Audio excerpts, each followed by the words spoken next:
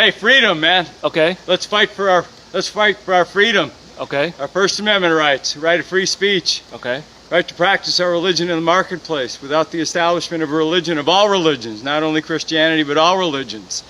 Let's also have our right to keep and bear arms under the Second Amendment. You know, our Fourth, Fifth Amendment rights are sacrosanct to our freedom as Americans. And so it's time to stand up. It's time to unite. All the discord in this country is not going to get us to where we need to go. It's about unity. It's about listening to one another. It's like looking at each other as brothers and sisters instead of wanting to fight one another. There's enough evil in the world, okay? We need to join together and in love. I mean, Jesus had it right. Love one another as you love yourself.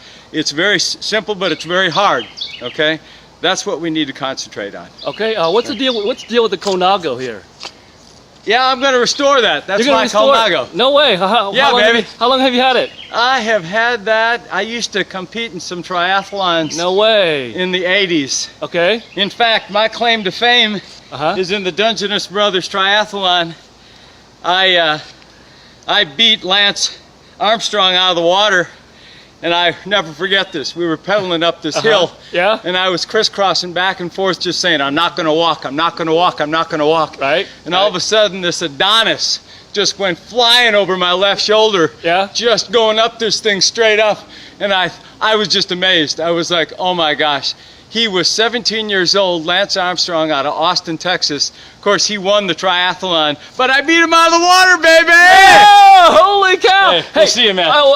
Two more questions, pal. Why should volunteers work real hard to get you past the August 28th primary?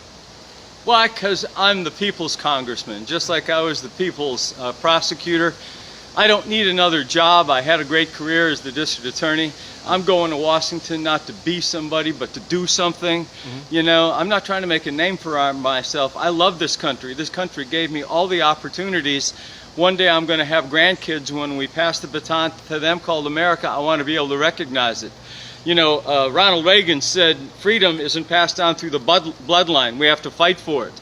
And we have to teach our kids to fight for it. And he said if we don't do that, one day we'll be sitting on the porch telling our kids and grandkids what it was like to be free Americans. We can't allow that to happen. We're free.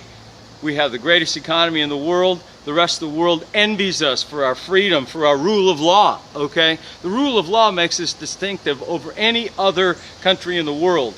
And so, you know, we have to protect that. We have to obey that. There are laws that are there to keep us straight and to keep us protected. And you know what? Our national security, the Congress and the federal government has two distinct responsibilities under the Constitution. National security and immigration. Let's get it right. What are you going to do to decriminalize marijuana at the federal level, pal?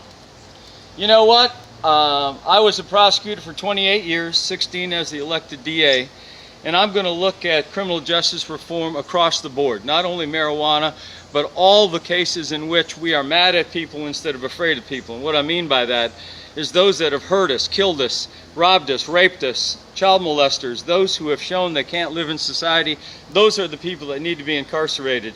The rest of the people, I think we get a bigger bang for our tax dollar buck if we figure out how to hold them accountable without causing them to get a divorce, because one of them goes to the penitentiary for a really long time.